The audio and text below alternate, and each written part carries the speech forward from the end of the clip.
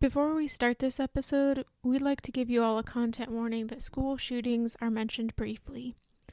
This episode was recorded before the massacre at Robb Elementary School on May 24th, but we think our references to this subject are still timely within the episode. Even so, we would like to take this opportunity to mention a few ways to take action, especially if you live in the U.S.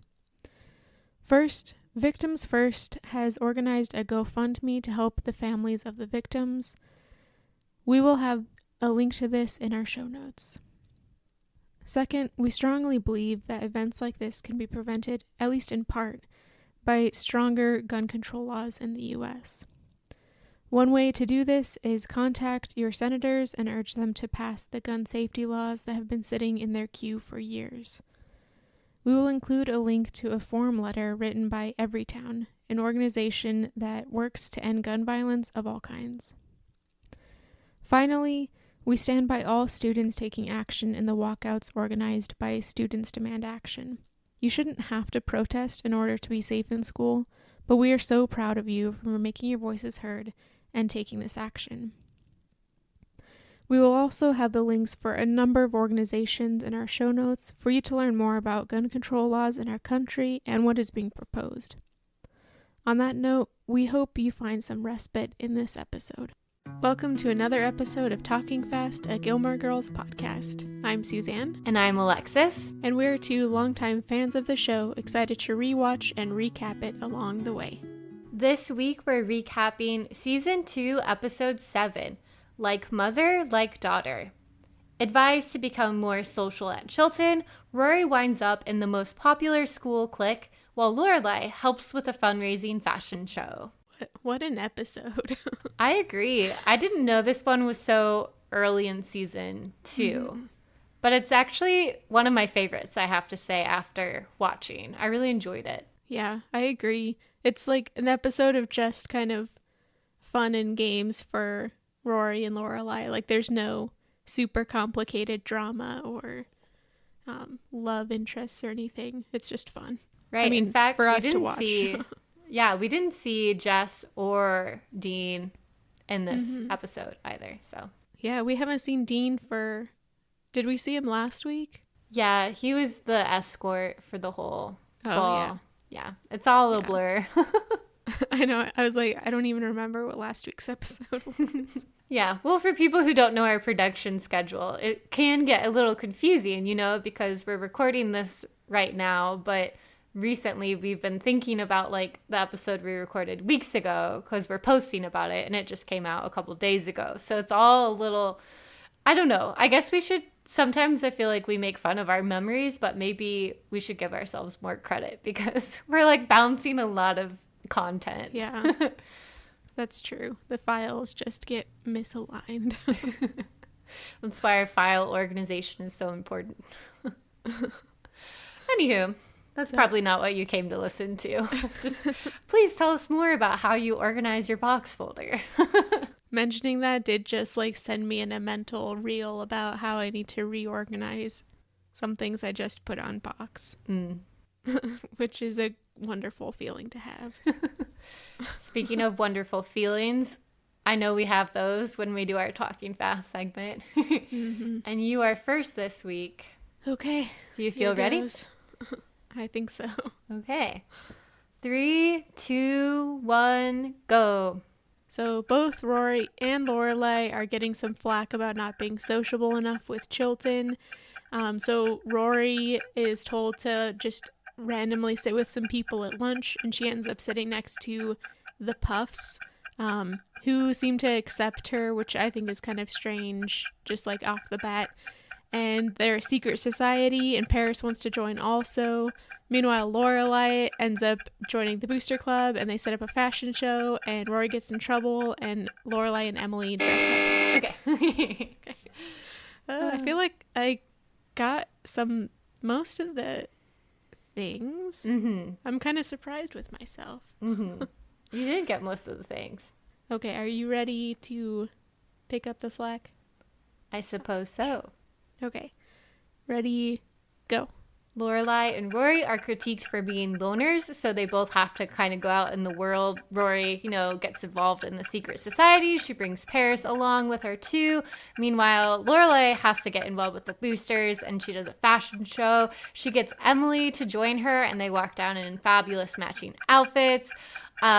Rory gets caught. Well, she's kidnapped, then she's caught, then she defends herself epically. And Luke did not end up dating that one lady Lorelai was jealous of. Oh, okay. Perfect. Nice. I do have to point out to our listeners, I just noticed that when we say loner, sometimes it can sound like boner. So just a clarification. That's not what we're saying. At least not most of the time. Yeah, not right now. Anyways, should we slow down and look more in depth at everything? This very eventful episode. I wanted to say, this cold open is at Luke's diner, and they're basically joking around about music, guilty pleasures, if Luke has dated anyone since Rachel, yada, yada, yada. Mm-hmm. But I just had this thought while I was watching the episode. What do you think the percentage is of the cold opens that start at a Friday night dinner or a Luke's diner versus anything else? I feel like it's very high that it's one of those two things. Yeah. Yeah, I'd say like 75% open at either one of those. Mm-hmm. And then you kind of get it kind of sets the tone for the episode also. Like if it starts at a Friday night dinner, there's going to be some drama. If it starts at Luke's, it'll be more like, I don't know, potentially more fun. Though that's also not always true. I know. I just was like, oh, we should collect the data, and test that theory and just get the numbers pulled like Bachelor data does for the Bachelor franchise. I was like, should we also, do double duty and also be like a data account for Gilmore Girls? But I think we're busy enough. Yeah, if I had the time. It would help me to learn Excel. I do need to learn Excel. But maybe that's a project for later in the future and a Patreon, perhaps. Right. Let us know if you'd like us to run some numbers. Yeah. English majors are historically fantastic with numbers, so yeah, as everybody knows. I don't have too much to say, I think, about this opening, except that I think it's kind of weird that Lorelai is all of a sudden talking about Luke's dating life. We haven't gotten anything like that from her really before, except for I think in the very first episode of season 1 where she mentions that he's where she asks Rory, what do you think about Luke? So it seems kind of out of the blue and definitely seems like it's kind of a transparent setup for later things in the episode, I thought. Agreed. I think we haven't seen her. It was just also interesting that she mentioned Rachel because we hadn't heard about Rachel in quite a long time. And that seemed like the last time Lorelai was really interested and involved in Luke's dating life. I think if I'm being generous, perhaps we could read this as like her reeling from the Christopher kind of rejection that she experienced the episode previously. And so it's like maybe she's subconsciously reigniting interest in the other like available bachelor, in her life. But I agree. It had a sense of like randomness that didn't feel as random by the end of the episode. And then it felt a little like orchestrated. I also hate the idea of guilty pleasures. Yes. Just like be okay with things you like. Totally. And I say this, like, I still actively use the phrase guilty pleasure just because sometimes it's the best descriptor for like a thing that you hate. Like, like I like to watch the Twilight movies, but I also hate to watch the Twilight movies. But that's a thing. Yeah, trying to describe the different kinds of pleasures is difficult. And guilty pleasure can just be an easy term for that. But I completely agree. But I did like when Rory kept saying Barry Manilow and like laughing. It's hard to describe. I have tried this before, like whenever I think there's a really good comedic moment in the show, I find it difficult to like put to words. But throughout this episode, I felt like Rory and like Alexis Bledel, her like comedic timing or her comedic like chemistry back and forth with Lauren Graham, I felt like was very well done here, more so than in other episodes. I almost wondered if like as an actor she was becoming more comfortable being on like the show and her character, because there was just like a very like effortless charm and cheerfulness to like a lot of her like dialogue and delivery of her lines that maybe I'll try to like highlight moments that come up. But I was like, I feel like she's having fun and I was having fun watching. Yeah. Yeah, I think of one of those moments is actually something that happens right after the opening credits when they're at home getting ready for school and Lorelai's complaining about the car being broken and Rory's like packing her bag and they're like kind of banter back and forth as Rory attempts to justify each of the like 10 million books she's bringing to school.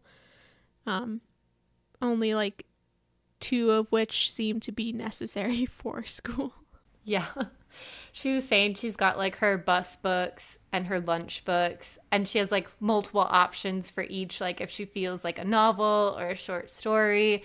I related to that a lot. When I used to go to Kansas to visit family, it's about a 9-hour car ride, and I would have a book bag packed as full as Rory's was, because it was like, God forbid I have a single minute that is not accounted for with reading material. I'll be bored the instant I run out of a book. That's so true. I also find I just like hearing what kinds of readers people are. And Rory's like definitely a mood reader. So she can have multiple books going at a time and then just pick one up depending on her mood. I'm a completionist reader. I read one book until it's done and then I move on to the next. Unless I'm also listening to an audio book, which will be a different thing, but I think I'm more so of a completionist reader as well. It's hard for me to read multiple things at once, which is one reason it's hard to read for fun during the school semester, I find, when I have so much reading to do. Yeah. And Rory is also like she says a wide variety kind of reader too, which I think they made that choice consciously to make her like very impressive. She's like a creative like genius or something. She's reading like Faulkner and Eudora Welty, Gore Vidal, Edna St. Vincent Millay, like all of the things they're just naming here. Everything was like available for Rory's bookshelf, but I didn't nominate anything in this scene. But the one thing she leaves out is her French book, which was funny. Yeah. And strangely, it was also the thinnest book, so it could have fit in there. But I can't be mad at Rory for wanting to read all day long. I understand that. Yeah. And that kind of leads us perfectly into something that becomes the crux of the episode, which is once Rory gets to Chilton, we don't see any classes or anything, but we see her during the lunch period, and she like grabs all of her food and everything and goes and sits down at an empty table, puts her Walkman on, pretty old school with her headphones, but she listens to music. I'm pretty sure she was listening to the Shins, which I do remember being pretty big at the time, and she starts reading rather than socializing, which is something I did a lot in high school also. Yeah, and then this guidance counselor approaches her, which is notable because later on the guidance counselor says Rory is unapproachable. And Rory is very startled by this. Rory does have reason to be worried after this because the guidance counselor is about to give her some criticism about her like social behaviors and skills and habits at Chilton. Yeah, this is actually the beginning of my Friday night dinner, which kind of extends throughout the episode. So the guidance counselor says that they've noticed that she doesn't seem to have any friends at Chilton. This is also related specifically to the fact that the headmaster or people at Chilton will be writing her college recommendation letters, and they want her to be, or they want to be able to say that, yeah, she's sociable, everybody likes her. And that's what I want to critique, is the fact that likability is still like a determining factor in somebody's future, especially at this point. I think it's ridiculous. And I think it's also often a very sexist thing. I mean, we've seen this specifically in like the presidential election between Hillary Clinton and Trump, where Hillary Clinton was kind of deemed unlikable because she was more of a stoic woman, which is something that a man can be, but a woman can't be and still be likable. So I just am seeing that reflected here, and also the fact that they're not taking into account Rory's outside life. And school should be like, yes, it is a social activity as well. You should be learning how to socialize. But there are also so many other things, and she also transferred in, so they don't know the rest of her life. It just really annoyed me. And it might have also been slightly a personal thing because, as I've said many times, my senior year of high school, I moved to a new school, and I was like anti-making any new friends. So I would sit during my lunch period in the library and read. And I did have a guidance counselor tell me like bring me in and be like, why aren't you making any friends? And I'm like, really? Why would I make any friends? I'm going to be here for a year, I'm going to be here for 9 months. Why would I do that? I was super angry. And so I might be projecting my personal situation, but I think it still stands. No, I mean, I think it makes complete sense to make the critique based on your observations of the show, but also your own personal experience as well. Because, like, you know how it feels to be Rory in this situation in a way, which is interesting. Yeah, I think it's a really valid critique, and I agree with pretty much all of that. What I liked by the end of the episode, I enjoy that they give Rory the moment to say a lot of that and defend herself. So we'll get there. But really what I was thinking about by the end of the episode is just the different, like, socialization can look like a lot of different things and can take a lot of different forms. And this could be, I could be wrong in saying that I feel like people benefit from socialization. Like, there could be like holes to poke in that theory, but what that looks like would vary radically between people. Like, for some, it might look like having friends at lunch, others, it could be like forums on the internet or at your hometown rather than at your school, or like in a club versus at lunch. Like, I don't know. And it was just weird to me that Rory had like just joined the paper, which seems to me every single afternoon. I'm like, wait, but she is socializing, and she's like, I talk to people in class. Like, it's not like she's, I don't know. But ultimately, it's like a really interesting conflict that the episode raises, and I like how it's kind of like carried out and explored by the show is exploring it as well. Yeah, I like how Lorelai responds to it, like when Rory gets home from school and tells her what happened, and Lorelai's angry that they're making Rory doubt who she is, and I think that was a really great way of saying it, because Rory, she is a bookworm. That's where she finds pleasure. And it's not like she was sitting there at lunch, like glowering, being angry that she's not included, or like looking like she's having a bad emotional time. Like, she was happy. She was perfectly happy. She was peaceful. So I liked that Lorelai stood up for her and like voiced that.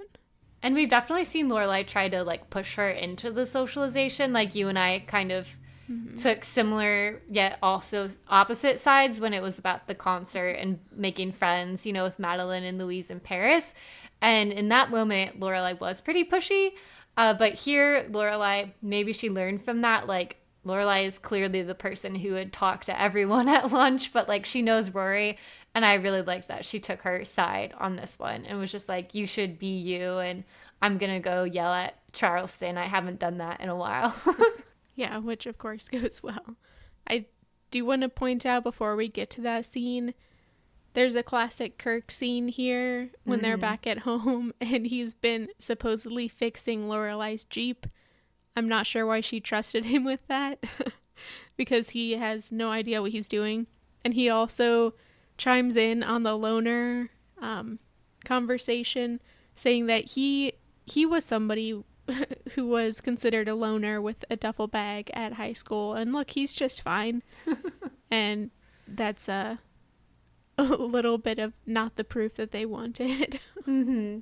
That moment was cute. actually my Stars Hollow moment. Sorry. Nope, it's perfect, because I just thought only in Stars Hollow would you just pick Kirk to fix your car, of like all people. And he asked Lorelai at one point, like, what part is this? Like, that is not a question you want to hear from someone who's supposed to be fixing your car. And then I just love also that he joins in the debate, because Rory has, like, Rory's impression of a loner is like a guy who's wearing outdated clothes, carrying a mysterious duffel bag. So when she's talking to Lorelai, she's like, I could be carrying a duffel bag at any moment. And Kirk chimes in, like you said, and that's just not reassuring at all, because I don't think Rory wants to turn out like Kirk. And I just thought it was a classically Stars Hollow moment. Mm-hmm. Even though Kirk, he has his place in the town. He's of a very course active part of Stars Hollow. Right. It's just not everyone is suited to be a Kirk, you know? Yeah, that's true. So the next scene we get is Lorelai going in to talk with Headmaster Charleston. Mm-hmm. And every single time I write Charleston down, I accidentally write Chilton down at first. Like, they couldn't have picked a name that was slightly different. But she's there to defend Rory, and she gets off to a really good start, and then Headmaster Charleston pulls out her file, and it's like a single page inside, and he's pointing out that Lorelai also hasn't been participating in anything as a Chilton parent, and he chastises her pretty successfully. Towards the end, she's leaving like she's a student who was just sent to the principal's office. Mm-hmm. This was where I placed my Friday night dinner critique, actually. So I think it's kind of like in relationship to the one that you made, where he is suggesting that like parent participation is vitally important to like children's education and success in school. And she's kind of saying like, you know, I'm busy to like, it's not only that she doesn't want to, but also that Lorelai is a busy person. And Charleston says, we're all busy. And I want to be like, are you though? Like, the other parents with Chilton students, are they as busy as Lorelai? She's a single mother. She's working a lot, running a whole inn. Like, she lives far away also. She doesn't live in town. There's so many factors that like make her have less time than other parents to be participating in these like superfluous activities. And it's like not everyone has the same 24 hours, you know, like Charleston probably likes to think. And so I guess I'm just thinking about like the socioeconomic context of his like suggestion that all parents should be able to be participating equally and with such a large amount of their time. Yeah, and we see that with the Booster Club later. Mm-hmm. I mean, one of the women has just married into a family where it seems like her only role is to be this stepmom and spend money. Yeah. So I'm not saying that's what all the Chilton parents have to do. Plenty of them obviously have jobs, but yeah, they definitely have different demands on their time. And it's also just weird that would like impact Rory's ability to go to Harvard in the future, like how much time Lorelai can spend there. It's just, I don't really think it would, which was the other annoying thing. Like, part of me can understand if they're suggesting, I can't even speak today. Part of me understands if they're saying Rory should like make friends, join clubs, you know, stuff like that could actually come in handy. But for Lorelai and running like a fashion show to raise money for their auditorium, I don't see how that really has an impact on Rory's success. And it feels more just like they're like, we are of a certain echelon. We're a certain kind of school. This is how it's done here. We're all supposed to socialize. And behave in a certain way and high society, yada, yada, yada. But they're like suggesting it's for one thing when it's really not. Yeah, it's also interesting. Don't they have a whole bunch of donors who probably donate like hundreds of thousands of dollars every year? It's just such a weird thing for a school like this to be doing fundraisers. Yeah. Though they are like the rich people version of fundraisers. So it's not like a fundraiser to go on a field trip to a museum or something, which would happen at a normal high school. Mm-hmm. When Lorelai leaves, she is chastised, as I said, and she kind of, I guess, agrees. She starts looking through some of the different organizations that she could join, and that's where Rory finds her later on at home. I have my Rory's bookshelf moment in here where they're talking more about the loner trope, and they mention the Matrix coat. And I'm bringing this up for kind of a Friday night dinner type of reason. I don't want to ruin everybody's fun with this fun loner trope because I think it is funny. But the Matrix coat reference is referring to the coats that the shooters at Columbine High School in Colorado wore in 1999, which was kind of, it wasn't the first school shooting, of course, but it's one of the more infamous ones and kind of started the trajectory that we're on now, which is frightening and terrifying, with school shootings being kind of a normal thing, which is really terrible to say. But I kind of wanted to bring this up as like a point when they take a fun joke and push it into kind of it being in bad taste. Mm-hmm. So yeah, I don't know. It's not a fun Rory's bookshelf. And I do, like, as I said, I think that overall in this episode, the way that they're using the loner trope is funny. But I thought at this point it was just like this kind of took it over the line to where you're kind of making light of school shootings and stuff like that. And I wasn't quite there for it. Not to burst everybody's bubbles. No, that's not where I expected you to go with that, but it is valid to voice, I think, because, the next day, we get a follow-up, essentially. You know, Lorelai and Rory both make it their mission to be more social, and I kind of liked the bit, basically, of the episode is, like, they both are, like, reluctant and both are told to, like, go get involved at Chilton. I think it's kind of funny, and it's fun to follow how it, like, track how it's going for both of them. And with Rory, you know, she follows the advice from the guidance counselor to go mix it up. And so she goes and picks a random table, which is, you know, bold of her. And she says that there's a bad draft where she sat before. Can I come sit here? I actually thought that was, like, a fairly good excuse, because she's not saying, like, I desperately want friends. Can I hang out with you? She's like, I would sit at my table, but the weather is bad over there. I mean, she said it in a funny way because she, like, went on and on about it and they gave her a weird look. But at its root, I felt like that was a good way to, like, just be like, hey, could I, you know, stay here temporarily?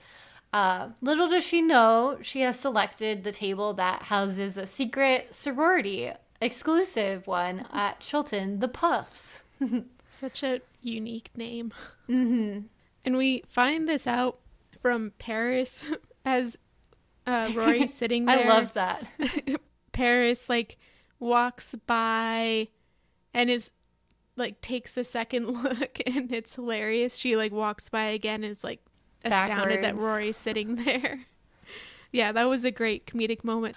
Meanwhile, in Paris style, she is very, like, angry and worked up. She kind of gets Rory's attention out in the hallway after lunch and informs her about the Puffs. She's really worried that Rory has been saying bad things about Paris to them.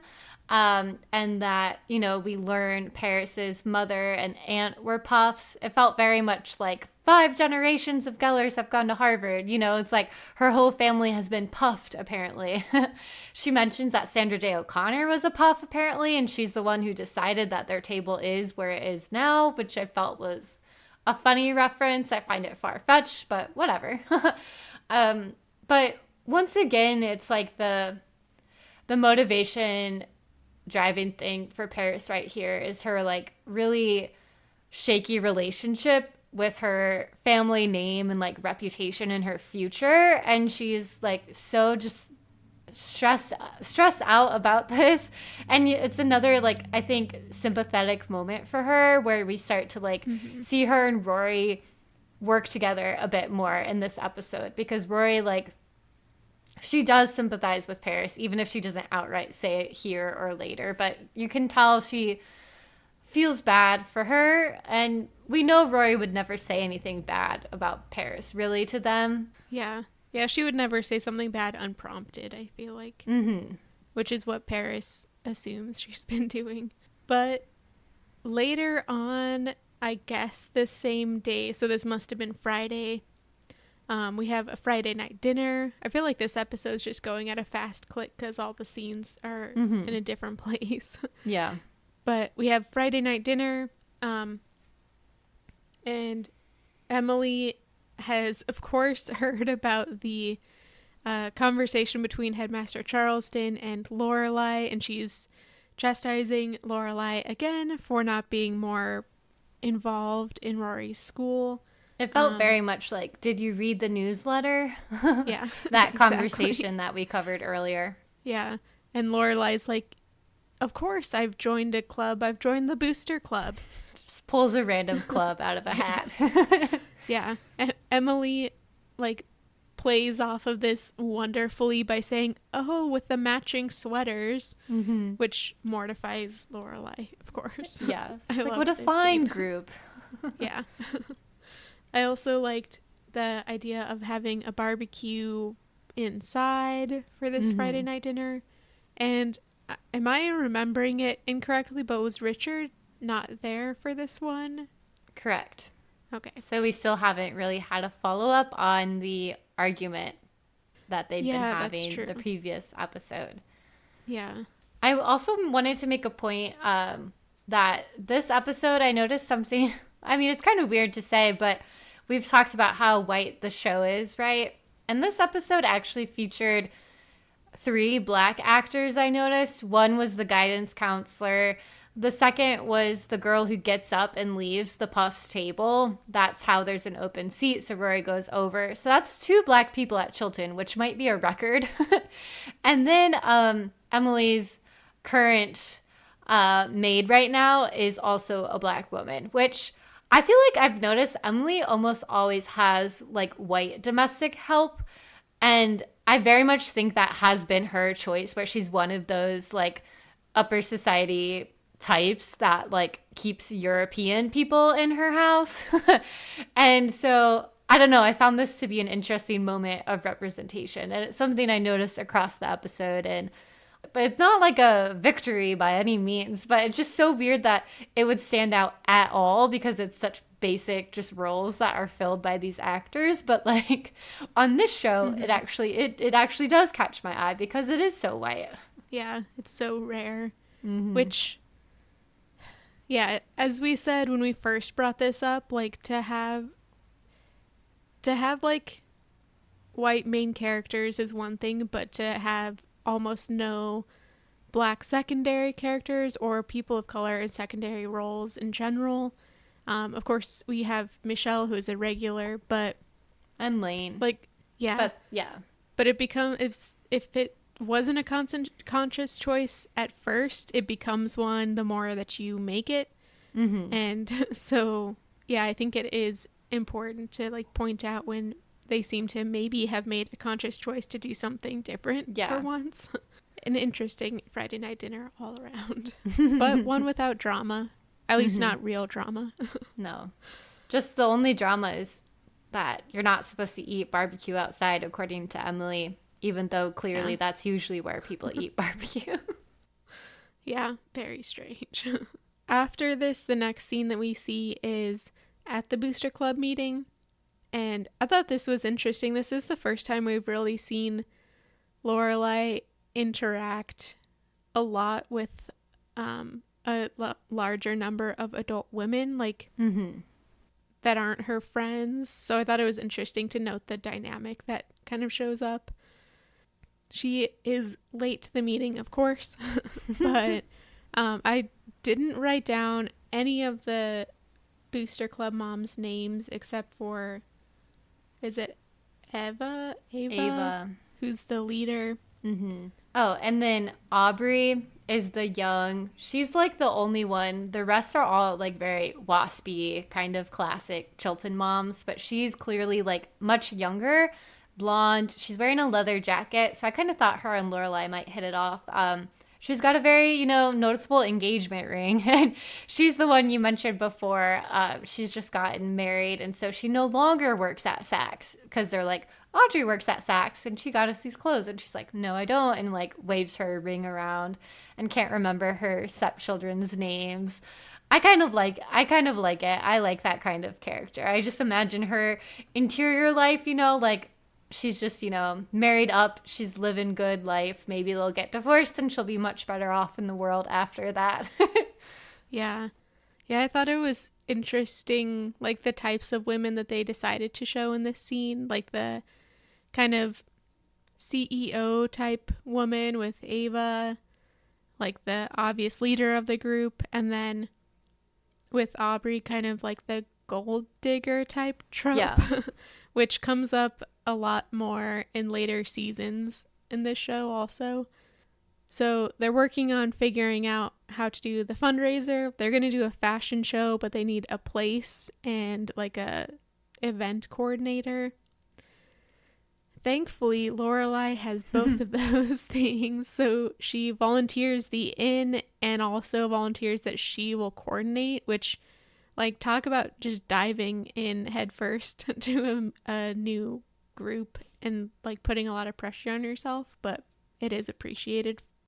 Yeah, overall I liked that they showed them to be really like inviting and excited when Lorelai offered her like ideas and her help, and they're also kind of like sarcastic and self-deprecating too. Like they were talking about how their last event was like a disaster, and I guess you might expect Chilton moms to be very like hoity-toity or full of themselves, stuffy, I don't know, but they were actually, I thought, kind of like funny and friendly to Lorelai.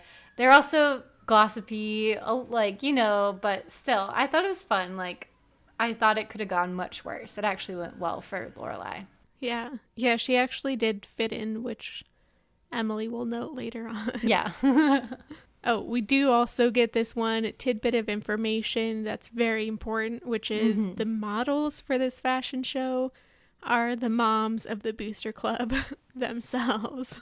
I love it. So that's where we leave off this scene with Lorelai just kind of staring aghast at Ava, who just told her this. The next scene is my Stars Hollow moment. It's Lorelai and Rory walking through town, I guess in the morning. I'm not really sure. But they're like putting up all the fall stuff for the town, and they've already had fall like foliage around town. I think I noticed it first in episode 5 when Jess arrives. And Rory starts school, but now they're like going full out. There's like leaves falling through the air in front of them as they're walking. There are pumpkins all over the place. And it was just like, when we talk about fall and Gilmore Girls, this is exactly what I picture. There's also some, like, as they're walking and chatting, there's some more good lines from Rory. Like, she's saying Lorelai's going to be a model, so she's teasing her, saying, maybe you'll get to date Leonardo DiCaprio now, and we could call you Waffle. And it was just so random, but really fun. And this kind of, I think the fact that Lorelai has discovered she needs to model now gives her the idea to play this, like, kind of prank, or really kind of give a dose of, like, what goes around comes around, like, Emily's been giving her a hard time about being involved forever. So now she's like, okay, it's karma. And she calls Emily and tells her that Emily needs to be a model as well, to do her part to ensure Rory's future. She kind of like guilts her into it. The next scene is yet another lunch at Chilton. We get Rory sitting with the Puffs again, so we see like it wasn't just a one-time thing. They like want her to be there. And earlier you mentioned you're not sure why they're so into Rory randomly. And I guess I found this here where they say like, you're so fascinating. And another girl compares her like, they're like fascinating like the monkey habitat. Like, which is such, it's like clearly they're describing her as like a creature or a different species. Like they're fascinated with her because she's so different and weird to them. Like, I feel like we've seen this in other shows that kind of, I don't know, maybe like Mean Girls would be another example where the outsider is like welcomed in to the inner circle of a clique because they have this like fascination with her that is not to be mistaken for like true friendship, you know? Yeah, it's kind of like an obsession with the exotic or something. Like yeah. Bringing in somebody who's just going to be like a entertainment value and potentially make you look cooler. Like if Rory is really funny or something, then she could make the Puffs look cooler overall. But right, or like it reinforces their superiority and coolness by having her there as a comparison in a way. Yeah, that was such a weird way to describe it. But that should have also been a very strong red flag, I think, for Rory. Right. And another girl says nepotism makes the world go round. Yeah. Another red flag. Exactly. Speaking of nepotism, though, Rory asks about the society and is immediately like told that she shouldn't talk about it. It's a secret society, which is just ridiculous. Mm-hmm.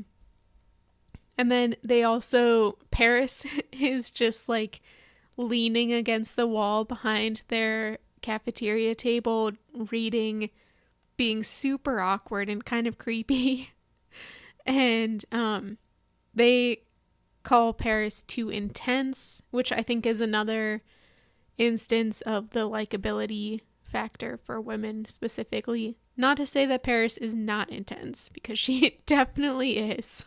I was definitely thinking about Paris earlier when you were talking about likability and Hillary Clinton. Mm-hmm. Like, I feel like Paris will see in the show. Also, we can imagine like of her life outside the show probably experiences so many similar things that like people like Hillary Clinton experience, because she's just so highly qualified, capable of so many things, yet likability is an issue for her. Yeah, like there's a point at which drive and ambition, which is admirable for a woman, becomes too intense for a woman. And like Paris is way beyond that line, which I think makes her a cool character. Exactly. Yeah, like it's sexist that line is there, you know. Exactly. Marking the ambition that is acceptable or not. Yeah. But Rory also decides that this is her moment to contradict that. She talks Paris up, which is an interesting thing since she and Paris aren't friends yet. They've had some, as we've marked, like some kind of bonding moments in the past. But I thought that this was cool that Rory's just... She didn't have to defend Paris here, even though Paris had asked. But I think I like that she did, to bring Paris into the Puffed fold. Yeah. Why do you think she did? Like, because she makes up this whole thing about Paris considering joining another society, and this convinces them to like bring her in because they're like, oh, we can't like lose her to someone else because her family is fully puffed or whatever. But like Rory didn't have to like make up that lie, you know. She could have just been like, I don't think she's that intense, and move on. But she really did go to bat for Paris here. But this whole season they've been really antagonistic toward each other. So why do you think she did that? Is it purely from their conversation earlier, or like a lasting loyalty that she hasn't forgotten from when they bonded before? Is Rory just a good person? I was kind of wondering whether it's Rory finds the Puffs ridiculous and this is a moment to kind of have fun with it. Like to manipulate them a little bit. But I think also maybe she does just, like, even though she and Paris are antagonistic, they are familiar. And so maybe Rory also just wants to have a familiar face there. I don't know. What would you say? I think definitely along the lines of what you said, like she doesn't take it seriously and she sees Paris takes it so seriously. So she's like, well, why not try to get her in, I guess. But maybe maybe something that like binds them is the shared ambition that they both have. Like, I think the only other person Rory's met that is as obsessed with going to Harvard, like the only other person she's met is Paris, you know, like, and they've shared so many, like Paris telling her about like, you need to get in volunteering in clubs and stuff, and whether that was good or bad, but like they're both like so driven of doing anything to get to Harvard. And if Rory hears like Paris thinks this is the way to get to Harvard, you make these like social connections in the Puffs and you get on the Supreme Court apparently in Paris's like argument. Maybe that was one thing that convinced Rory to be like, well, regardless if I feel about Paris, I can't like do something that would potentially prevent her from like our dream. Yeah, a conundrum, I guess. But I like it either way. And they like scoot over and let Paris sit down with them. It's just so interesting that like when we first met Paris, she was shown to us as like one of the popular girls with Madeline and Louise. And like the more that we learn about Paris, we realize she's not that. But somehow like Madeline and Louise are still that stereotype. But they're also still not part of this Puffs group. I don't know. It's just an interesting, like... Yeah. I felt like Madeline and Louise would be in the Puffs for sure. Mm-hmm. Unless maybe they're in a rival sorority that we just haven't heard about. I think, but I would like, that's a story I would want to hear more about. Like how Madeline and Louise and Paris met and were friends. I feel like my headcanon would be that they were like very young, like they've been in school together forever. And maybe there's like small class sizes and they were all friends maybe when they were all more similar. And then as they grew up, they became very different people, yet they're still like close because they've been close and yet, you know, they're not the same anymore.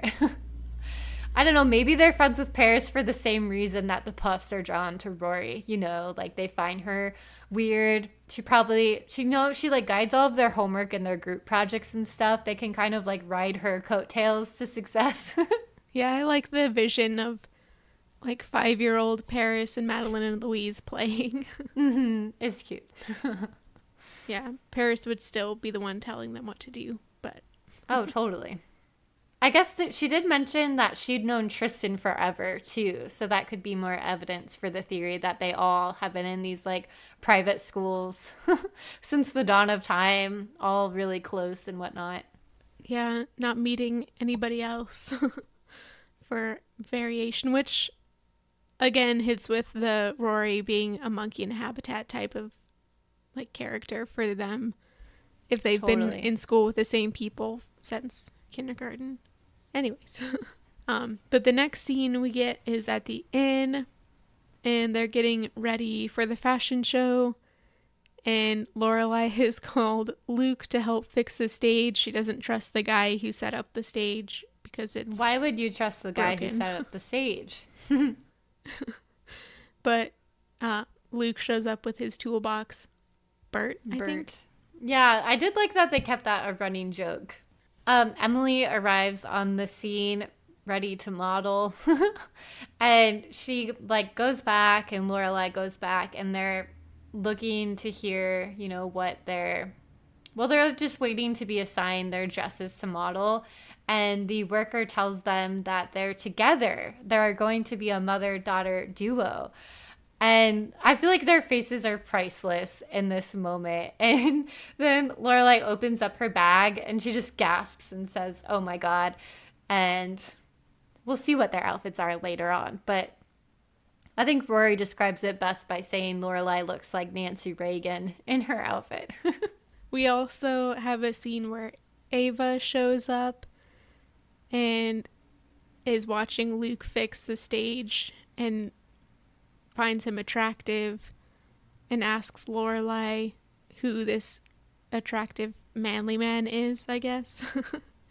And so that sets us up for something that'll happen later. She says he's adorable and strong, which are, I mean, I don't know if I would describe Luke as adorable, but Ava did. And she's like, is he single? What kind of women does he like? She's definitely, like, from one glance, she's already in. She's like on the prowl. I guess she's the CEO type, right? I think we're supposed to think of her as like, she gets what she wants, right? Yeah, that's true. Kind of ruthless. So then we get the fashion show, which is great and is my gazebo moment. Just the whole fashion show, but especially when Lorelai and Emily come up. Yeah, when Lorelai and Emily come up is also my gazebo moment. I love this scene. But some details to note, the music playing is Girls Just Want to Have Fun, which is a fantastic choice for this fashion show, I think. Yeah, it reminds me of my DDR days in high school. Going to play DDR after school, which is, for our younger listeners, Dance Dance Revolution is an arcade game. And a lot of the songs were music like Girls Just Want to Have Fun and like David Bowie and stuff like that. I was more of the era of Just Dance on the Wii. Oh. But overall, these outfits that they're modeling are like, they're okay. They're not that bad, but they're pretty boring. You know, it's like, no offense to moms, but kind of like mom wear. But like stuff Emily would wear, particularly, I think. Yeah, they felt like very 90s shoulder pad businesswoman type of looks to me, you know? Which was a bit odd considering in the Booster Club, none of those women were really wearing the clothes that look like what they're modeling at this point, yet they're like exciting and feeling like, you can tell from the way they're walking down the runway, they're like feeling themselves. All of these like Booster women are very excited to be modeling, but the clothes are just like fine, I think. Yeah. Except for Lorelai and Emily's outfits, which are awesome. Yes, that's actually my Lorelai's closet as well. Okay, their take outfits. it away. Oh, they're like this bright red matching color. The fantastic part is that they're matching coordinated outfits. And I don't know if they've ever worn something that was matching, but I bet Emily tried when Lorelai was a kid, and Lorelai definitely resisted, you know? And like Emily has the pantsuit version where her pants are black and then the top is like a red blazer. And Lorelai has the full red outfit that has the same kind of blazer and a skirt to match. And it totally looks like nothing Lorelai would wear, but everything Emily would wear. And it's just fantastic. Chef's kiss. Yeah. And Emily's like hamming it up as she walks down the runway. And Lorelai is like at first trying to do the kind of pouty, expressionless type of walk, but Emily is cracking her up. And at the very end, they both do a twirl and like a pose, and they look like they were having a blast. And Luke and Michelle are in the background cracking up and saving this for blackmail later on. Yeah. I just loved how, like, from the get-go, Emily was, like, living for this moment, and she was posing, she's dancing, and like you said, Lorelai, like, Emily's mood here is, like, infectious, and Lorelai catches on, and I think just what makes the moment sweet to me is to think about the very few times these two have ever had fun together. And this feels like a very fun moment. And also it's one of the few times that they're like in sync. Like they start to do the same, like they twirl at the same time. Then they walk down and they look at each other and they're like, let's do another pose. Like they, you know, it's just such a good moment. And it just makes me happy watching it, you know? Yeah, it's very wholesome. Something that probably will never be brought up again because it was just good, a good time. And I feel like sometimes when they have their good, wholesome moments, it's immediately followed by something bad because, like, that's good TV, right? But here, we're just allowed to be like, to have this moment, you know, and maybe it's fleeting, but it's not followed up by anything that undoes it. We do get like maybe an attempt from Emily for this. After the fashion show is done, Emily and Lorelai are like sitting at a table, and Emily just has kind of a smug look on her face as Lorelai is dealing with the rest of the fashion show stuff and like saying goodbye to people. And she gives kind of a biting remark about how well Lorelai seems to be fitting in this world that she tried so hard to get out of. And I feel like this is exactly what you're talking about. It could have been a moment to totally ruin the fun of this episode, but it doesn't really go any further, so it just ends up being kind of like a bitter aftertaste. I would like argue that I think the reason it didn't derail everything is because paired with like her smug and like I told you so attitude here is also like she's looking at Lorelai very warmly, and you also get the sense that she is proud of Lorelai's success. Like they're all sitting there as the other boosters are like obsessing over Lorelai, giving her all of these compliments, and like so I think and so Emily kind of wants this moment to be about her in a way, like I told you you should get involved, or how interesting that this life you fit in here when you ran away from it. But it's also kind of like acknowledging Lorelai's success as well. So I agree. It was like a 2-in-1 kind of like, she could have just been like, good job, I'm so proud of you. But she's kind of like, I'm proud of you. And also, haha, I told you that this world would be good for you. Yeah, I can't just leave it at the good part. But I think even with that, it was still a fun night, and yeah, just no drama, low drama. Yes. Lorelai she looks off and sees Ava and Luke talking together, and she seems to kind of come up with a whole bunch of ideas immediately in her head about what they're talking about, which we'll get to in a minute. Well, they saved all of the drama for Rory in this episode, because Lorelai comes home. Rory gets the pictures from her, laughs, says she looks like Nancy Reagan. And then Lorelai shares this information that Rory's going to be kidnapped. And, you know, some other moms might be worried about this, but Lorelai's cool. And she says she should wear her good pajamas and is basically completely okay with it. She says, like, Francie called her.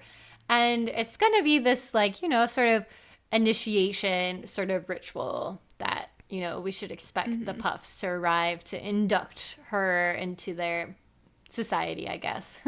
I thought a funny line from Rory was, she says, Mom, my kidnappers are here. And then Lorelai says from upstairs, okay, have fun. And it's just so unique to them, you know, like if I'd said that to my mom, I think she would have had a different response.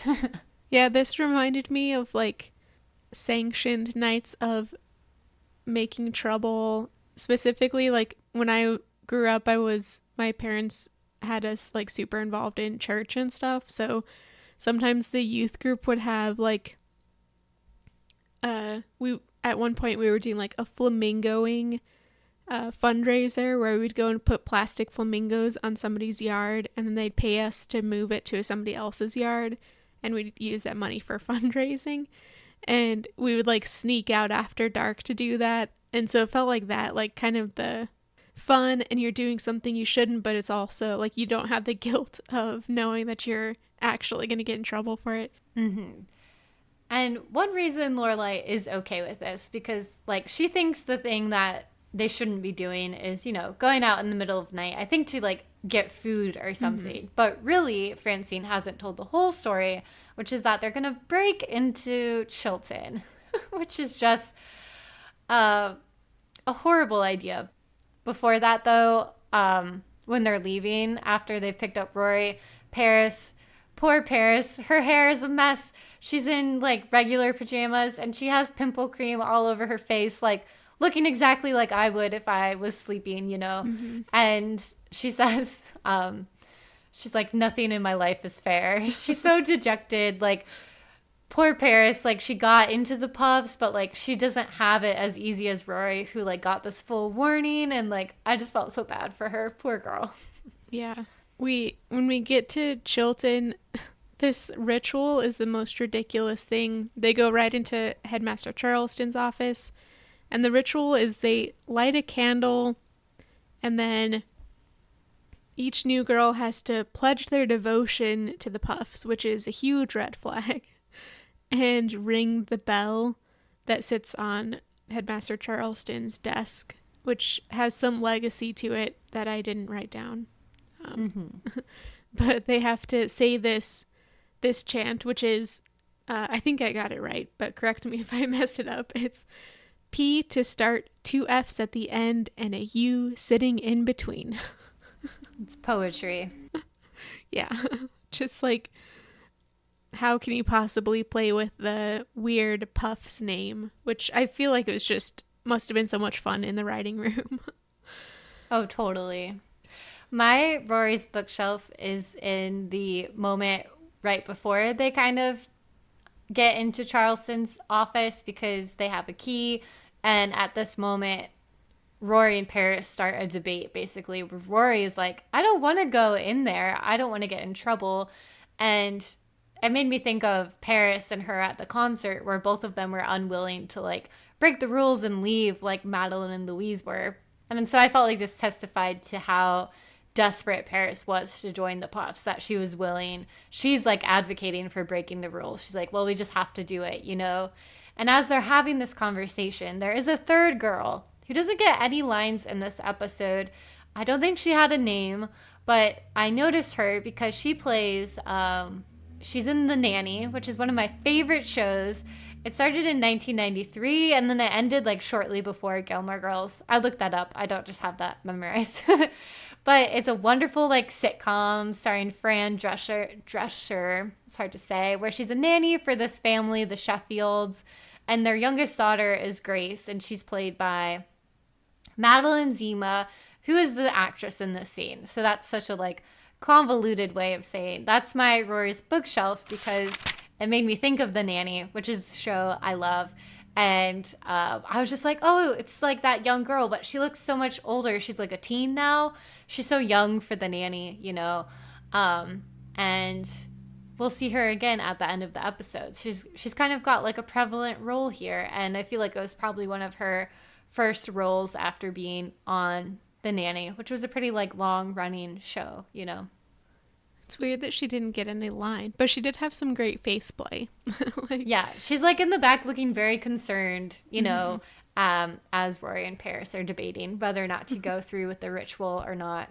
Yeah, and then she gives like a kind of, oh, well, I give up type face and walks in after Paris. But we get, I think, a great entrance from Charleston, surprise, surprise, who comes in right as Rory is about to ring the bell. Of course, right. And it's just like he's backlit from the office outside. He's like pushes the doors wide open, and I thought it was a great entrance, very dramatic. And they're all in trouble, of course.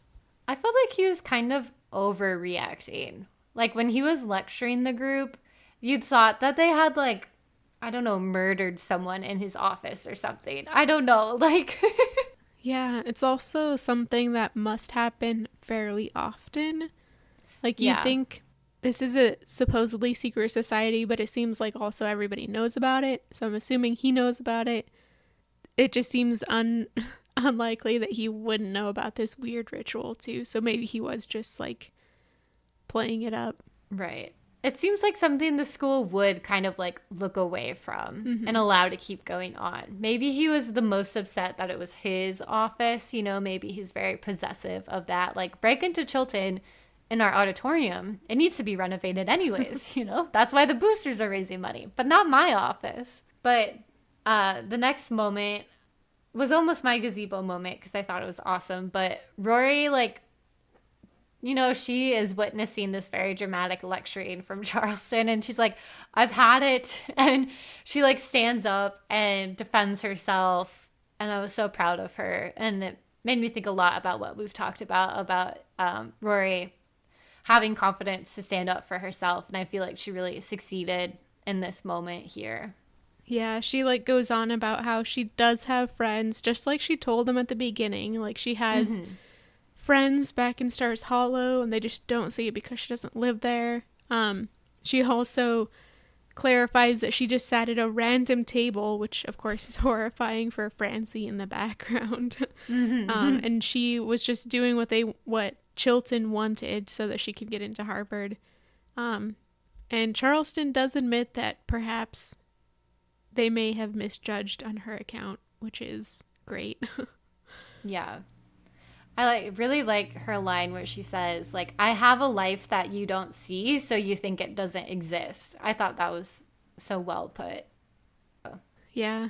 After Rory stands up for herself, the parents start to show up, and this is where I had my Lorelai's closet moment, with Lorelai's jacket that she's wearing, and it's like a red corduroy jean jacket type of style with like a white faux fur lining. And I remember in season 1, I nominated a very similar jacket for this, just it was dark blue instead of red. And I think at that point I also said, like, this is the blue version of Lorelai's iconic red jacket. So now we get the red version of it. And I'm pretty sure she wears it fairly often because I definitely recognize it as like a Lorelai staple. Very nice. While she's wearing this famous jacket, she teases Rory for getting in trouble for bell ringing, of all things. So Lorelai doesn't take this very seriously. Like, she knows Rory did nothing wrong, and she has her back once again. And that's really that of the kidnapping episode, really. The next scene is probably the next day or within a couple days, where we see this follow-up on the Ava and Luke storyline that was not so steadily, you know, built up in the opening scene, then the scene at the fashion show, and now we see Lorelai trying to like bring up in conversation essentially that Luke shouldn't date a Chilton mom, that they should keep their lives separate and it would be weird for her. And Luke reacts to this about as, you know, well as you might expect. Yeah. I thought he was 100% justified in his reaction of this, because this is like one of the most ridiculous requests. Like, you, my friend, who also, like, we're not best friends, we're just good friends, please don't date this person that I'm tangentially associated with because it'll make things awkward. It's like such a transparent jealousy. Yeah. And Luke is just like, that's ridiculous. And he says, boy, you've got nerve, and then goes off about how selfish Lorelai is. I thought he almost crossed the line here in this conversation. It reminded me a bit of Max Medina's like outburst over Lorelai only thinking about herself, but it did like kind of devolve into like, I don't know, taking the piss out of each other. Maybe I've been watching too many British shows, but that's the only way I can think of to say it. Like, Lorelai leaves and she has kind of a tantrum, but then also like they both seem to realize that it's kind of ridiculous. Like, as she's leaving, you don't get the impression that she's leaving and they're actually really angry at each other.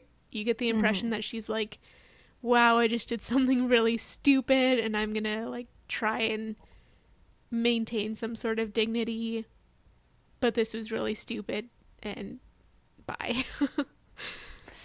Yeah, it was an interesting argument. I feel like their levels of like worked upness were very matched. Like they work each other up.